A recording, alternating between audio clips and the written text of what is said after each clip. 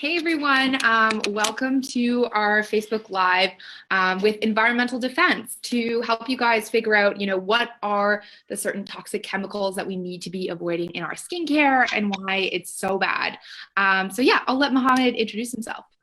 Hi everyone, and welcome to this Facebook Live where, as Kate said, we're going to talk about some of the toxic chemicals that you need to avoid in your skincare products and in cosmetics and personal care products that you use every day. My name is Mohammed Malas, and I am the Toxics Program Manager at Environmental Defense Canada. Environmental Defense is a charity organization, and we work on a number of issues where we advocate for stronger regulations, rules, and policies by government, by companies, that will protect or eventually protect our health and the environment. So issues like climate change, protection of our water, but specifically my area that I specialize in is toxics. So, what kind of toxic chemicals are allowed on the market? What is being used in your cosmetics, in your furniture, in your kitchenware, in your clothes, and really trying to get Canada to have the best laws and regulations to protect our health and to protect the environment and wildlife from the impacts of these toxics. And I am joined today by... Hi everyone, my name is Kate Petro. I'm with Pure and Simple. We are one of the top eco beauty companies in Canada and in Toronto. We are holistic spa, and we specialize in facials and products. And all of these products and in the facials that we use are free from any harmful chemicals. And that was really one of the founding principles of our company that's celebrating about 20 years this year. So we're really excited. Like I said, we've got 8 locations, and we actually have been nominated by BlogTO, Narcity, the #1 place to get a facial in Toronto. So we very much, care about beauty and health and all of that.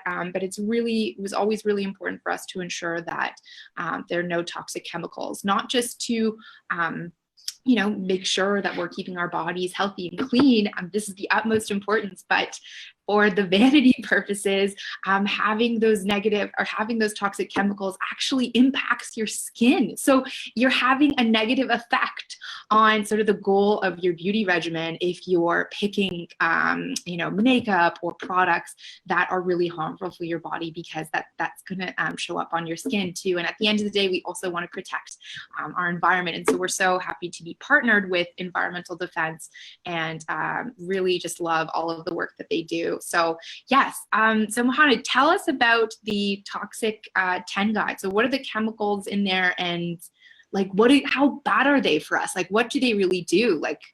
I'd love to know some of the worst case scenarios and what they are. Absolutely. So just, I guess, as an overview for people who may not be familiar with the Toxic 10 guide. So Environmental Defense just released a Toxic 10 skincare guide, which is basically a handy document, but also a website where you can go and find out, what are the top 10 chemicals you should be concerned about, and you should try to avoid in your makeup, in your skincare routine, and also in your personal care product. And I'll get right into, some of those chemicals. So, some of the chemicals that we are concerned about are, the chemicals that are very commonly used in all sort of products. So the preservatives, Yes. fragrance ingredients, some chemicals are specific to hair products or nail products, or chemicals that are used in sunscreen to block UV rays or the harmful rays that we want to protect our skin from.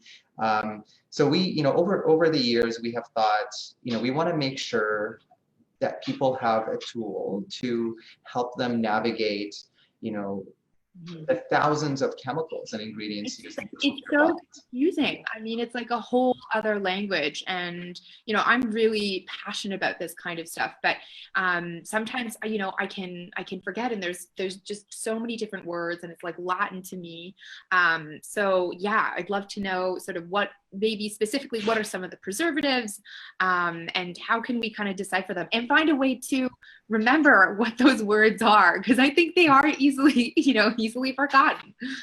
Yeah, for sure. And I've heard from many people that, sometimes they feel that they need a PhD in chemistry. Yeah, exactly. List, right?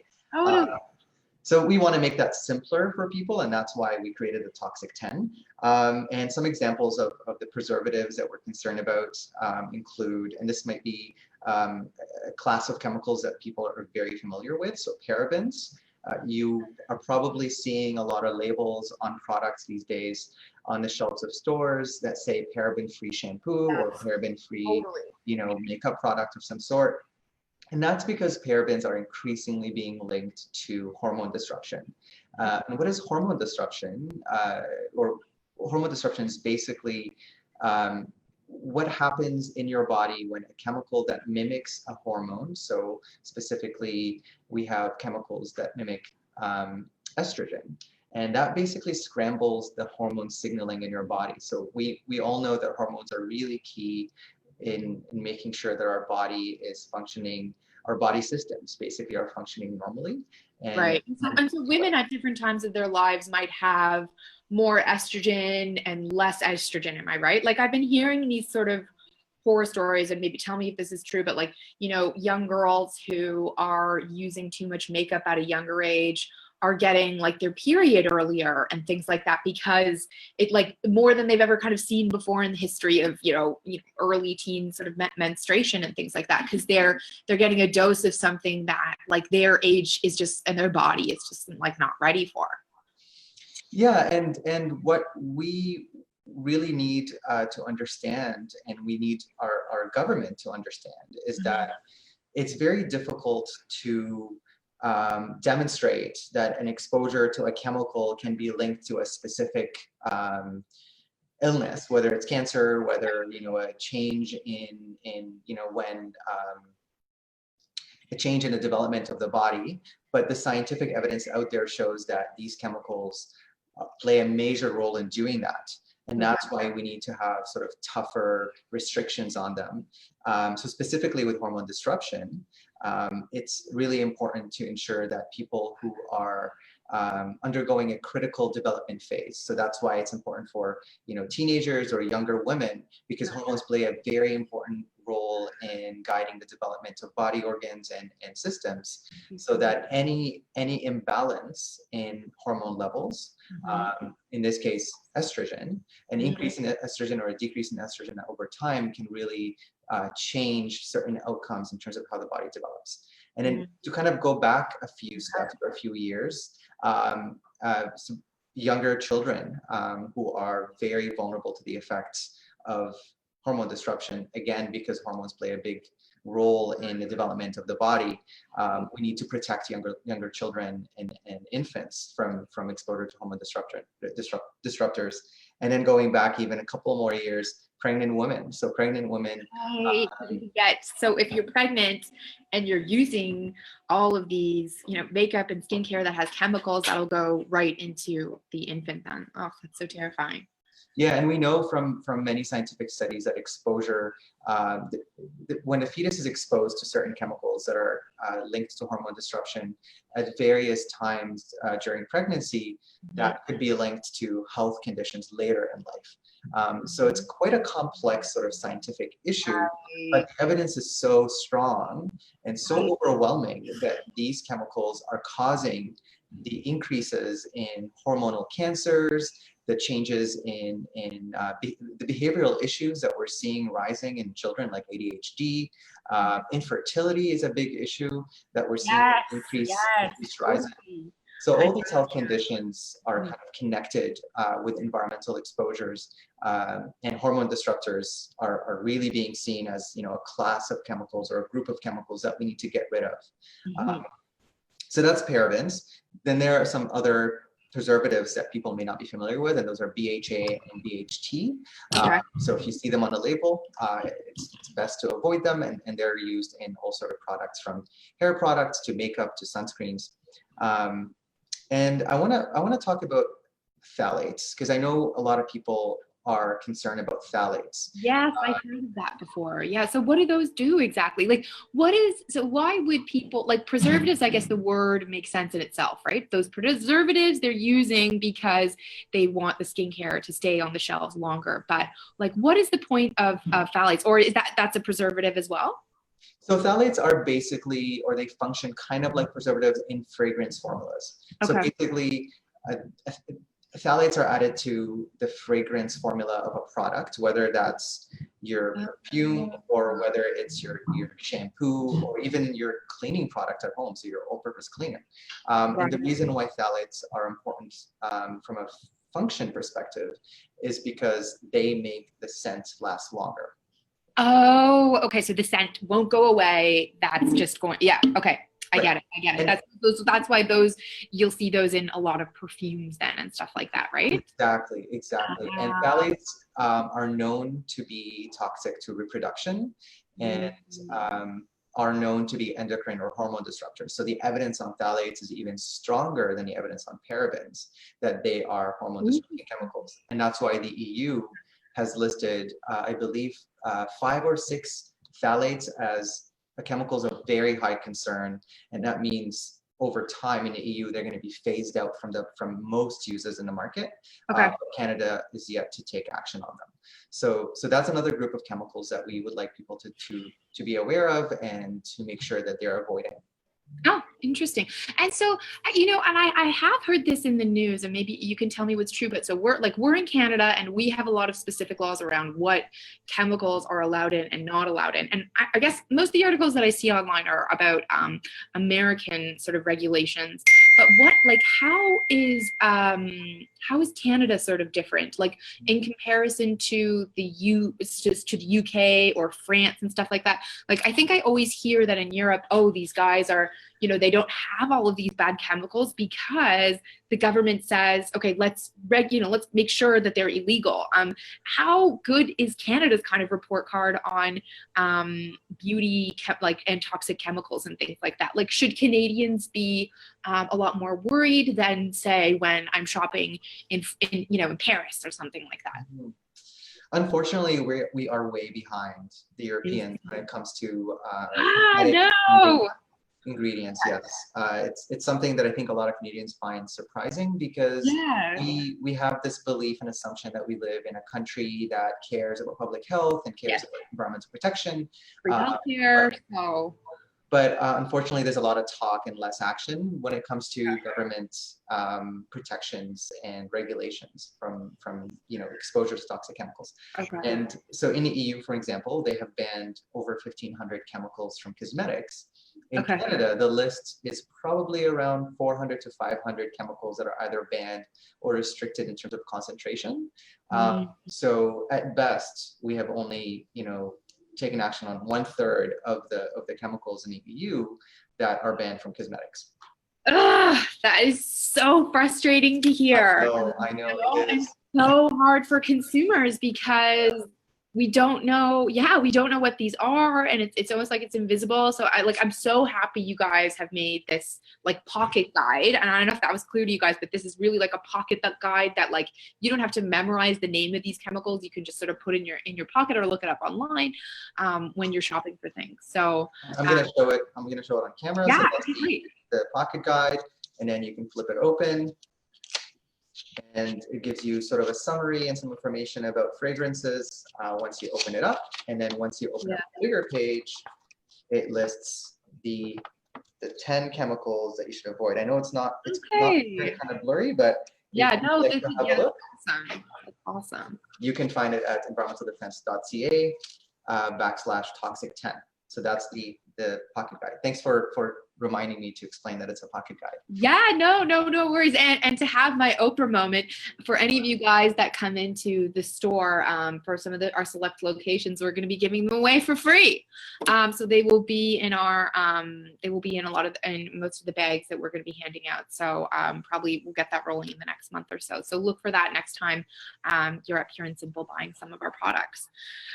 So actually one question that I had about this, and like as I've been a shopper of, natural, eco-friendly products for I think probably like 8 years now. And I sometimes get caught up because I've got some of our Pure and Simple products right here. We've won tons of awards for these and they've done great things for my skin and many others. But I look at the back, and it's all made here actually right behind me. And we have a lot of chemicals, not a lot of chemicals, but there are some chemicals in here. So sometimes I'm like, are those chemicals bad? But I think there's some misconception because there are a lot of, safe chemicals that we can be using, and how, as a consumer, when I'm looking to buy natural products, know that like, okay, this word tocopherol or whatever is just vitamin E, even though it's scary and I cannot pronounce it. It's actually very good for my skin, and it's safe to be in this product. Yeah, so I think that's a really good point about, I think there's not necessarily a misconception, but a lot of people think, natural is always better, right? Right. And that's not really what we would like people to know, or to learn. So we would like people to learn that, there are synthetic chemicals. Right. There are thousands of synthetic chemicals, actually too many to count, too many to remember. And yes, many of them have been found to be toxic, but there are synthetic chemicals that don't pose the kind of risk to our health that we need to be concerned about. Right. And those are, some of them have actually been tested by many companies around the world and have been found to be, not a cause for concern. So those chemicals are fine, even though they're synthetic. And then there are natural chemicals, the essential oils and all this kind of butters and other kind of ingredients that we see in sort of natural products or natural health products. But also we should be concerned, just because it's natural, it doesn't mean it's safe, right? So we still need the kind of testing and regulation to ensure that natural products are also, not, harmful to our health, or, don't cause allergies or skin sensitization, etc. So I think it's really important just to ensure that people understand that, just because it's synthetic, it doesn't mean that it's automatically bad. Obviously, broadly speaking, natural ingredients tend to be safer, tend to be better, but it's important to know that, we shouldn't villainize all the synthetic chemicals out there. And that's why the toxicten pocket guide is important, because we wanted to list, what are the 10 worst offenders that you need to be worried about, and which ones of those, and what chemicals you should avoid. And that's what we kind of put together in this list. Yeah, no, that's fantastic. And I think like one thing I can just add for our own, customers that might be watching, or anyone that's into, safe beauty and skincare.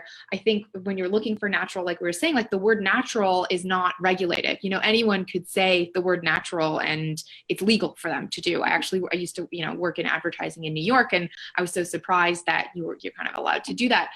So I think like for us, what we do is we partner with these organizations that certify that all of our products are safe to use. And so one of them is CertClean. And so you can look on the back of any product, not just ours, and do they have these kind of certifications? So CertClean is a great one. Another is Think Dirty. We're really happy to partner with them, and they give out some awards and things like that. And I know there's the Skin Deep online that you could kind of look up some of those products, but we love this toxic pocket guide too, for, because we don't sell everything in our stores, but for anything else outside of us, and you're curious about it, to use that. So yeah, let's get back to some of those chemicals. So what are some other ones that we can look out for? And so we talked about sort of the hormone disruptors. What are some other sort of negative, worst case scenario chemicals and what they can do to us? Like I don't know if you've seen this Netflix thing, but people that are buying these fake these fake branded makeup products, like lipstick of Kylie Jenner, and it's not actually real. This one girl put it on her lips and she couldn't open them anymore and had to go to the hospital. So like, I know that's like a terrible, but just another example, but what are some other ones that we can look at for it, and what are they, what might they do to us? And I mean, the chemicals that we listed in our pocket guide are chemicals that are found in some of the most popular brands in the world, right? So we're not talking about the chemicals that are, we're not talking about products that are fake, or products that are, made under terrible conditions, talking about companies that are reputable, and that's why, you know, we're targeting these chemicals, because we want those companies to take action, because they can and they have the market power to do that. But I do want to point to, so which companies, let's out them right now. So like, what I want to know, what are these companies? We can't just say that. well, and then not, so who are some companies, like who are the big ones that you were just like, oh my gosh, this is shocking. Like, how can this product be, you know, so famous and yet contain these kind of chemicals inside them? Which well, the thing is, it will actually be hard to name the companies without, most companies around in the market can use those products, right? Like maybe some product lines by big companies have phased out parabens, but very few companies have taken strong action on chemicals. So yeah, without naming names, you know, assume that companies use these chemicals unless they tell you they don't. That's sort of the rule of thumb here. Is unless they tell you they don't use the chemical, assume that they are using it. But I do want to point out a couple of chemicals that people may not be familiar with, because I know I mentioned parabens and phthalates, and those who are concerned about skincare products are familiar with them and maybe taking steps to remove them from their skincare routine. But there are chemicals that are a bit sort of newer, or maybe not as trendy in terms of sort of awareness. And those are PFAS. So an example is the class of fluorinated chemicals. And those are chemicals that are very similar to the chemicals used in Teflon. So the non-stick kind of coating that coats your pots and pans that we have known for many years have been linked to cancer. Those chemicals are being added to skincare products and cosmetics to make the product waterproof. So PFAS. Waterproof. Why would they want to make it waterproof? Oh, because so if you're out in your mascara. Exactly. Okay. And you see that a lot these days, where like products are being marketed as waterproof that lasts the whole day. You can wash your face, it doesn't come off, and you need a specific sort of product to be able to remove the makeup. So PFAS chemicals are now being nicknamed forever chemicals, because they are almost impossible to destroy in the environment. Once all of the makeup that contains PFAS washes down the drain, it ends up in the water, it ends up in all sort of ecosystems, and that fluorine carbon bond in PFAS chemicals is indestructible. It basically, we're looking at centuries of the chemical being in the environment, and they're getting into whales, they're getting into polar bears, they're getting into fish, and they, in our body, they last decades, right? Because they're so persistent that once you're exposed today, 50 years down the road, you might still have traces of that chemical in your body. And they're linked to some of the very well-known ones are linked to cancer, but some of them are kind of showing toxicity to the thyroid, to the liver, to the kidneys, I believe. And the problem with them is we have now 4,000 or 5,000 chemicals belonging to this class in the market, and the Canadian government has no clue what these chemicals are, where they're being used, because they're mostly coming in imported products. And we don't really track those very well. So that's a class of chemicals that we need to avoid. If you see the word fluoro in any ingredient name on the list, best to avoid it. Okay. And another one is siloxanes. These are silicone-based chemicals. Okay. And specifically, we are warning people from cyclomethicone, siloxane D4, D5, and D6. Again, you can see those on our list. I know it's hard to remember these things. And those chemicals are being used to or added to skin and hair products to prime and moisten the skin and hair. So there's silicone chemicals. And if you think about the property of silicone and why they're being added to conditioners, it makes things slippery and it makes things soft. Okay, but those are really bad for our system. They cause skin irritation to some people, but we are very concerned about their impact to aquatic animals. So, in Lake Ontario, for example, some of the fish that we have, I think siloxanes are in the top 5 contaminants in fish. So they're really, really toxic to fish and to other wildlife and water ecosystems. And the EU is already taking steps to ban them. So we need to do the same. We need Canada to do the same. So you guys are going to do that, right? We are trying our best, and we do have this year is a really exciting year for toxics from a regulations perspective, because the government committed to reforming the main toxics legislation, which is called the Canadian Environmental Protection Act. Right. And this law has not changed for 20 years. So we're looking at a law that was written 20 years ago, before we knew these chemicals that people created and their impact. And exactly. So the law is way behind the state of the science. It's way behind Europe and California, New York State, and Washington State when it comes to kind of action on toxic chemicals. And so the government, before the election, said in the next mandate, we're going to do this. And then during the election, it was on their election platform, where they said, if we get elected, we're going to reform this legislation to protect people from toxics. And then just very recently, the Prime Minister added this commitment to the mandate letter of the Health Minister and the Environment Minister, because this is an environmental and health issue. Okay, so this is good news. It is good news, but there's always a but. Yeah. Okay. What is that? You know, government commitments don't always, or government promises are not always kept.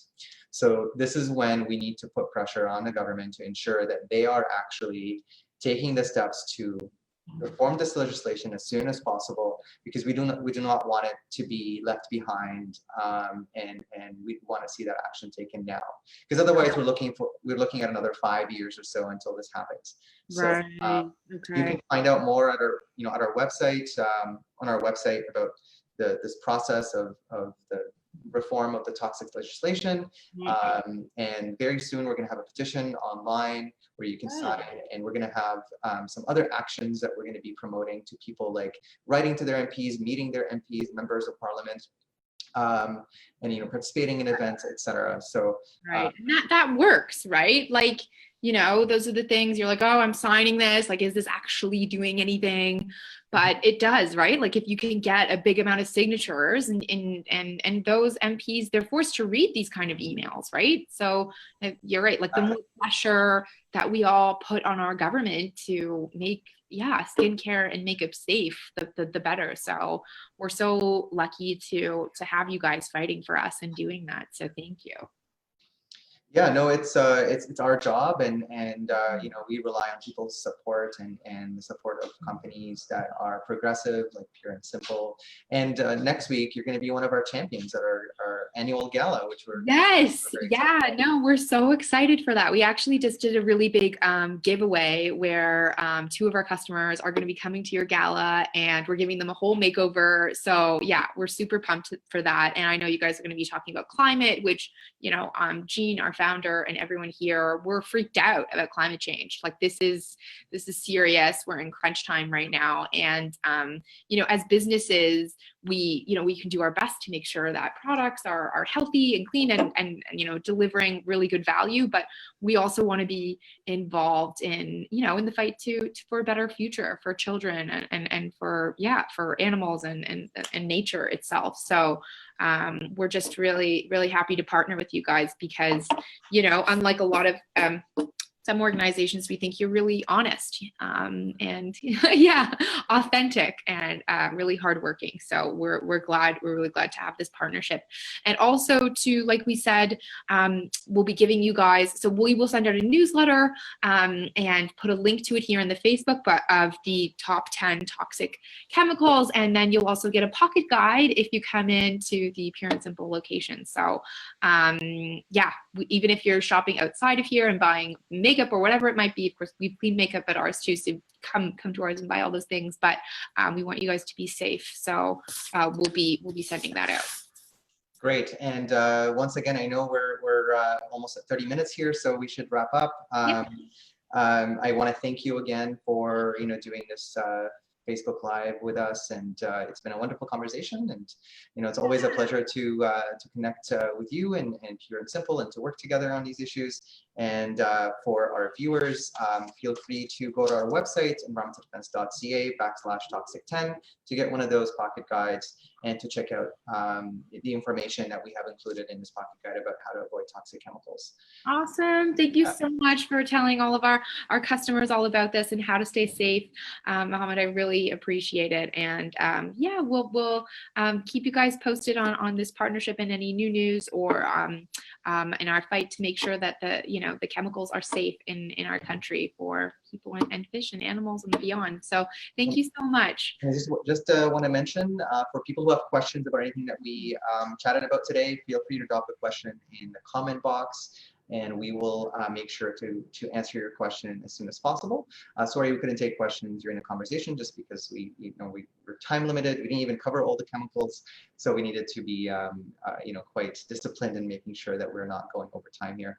But yeah, feel free to drop your question, and we'll answer them as soon as possible. And yeah, with that, just want to thank everyone again for watching, and stay in touch, and stay tuned to more actions by both Defense and Pure and Simple. Awesome. Thanks, guys. Thanks for having. See ya. Bye.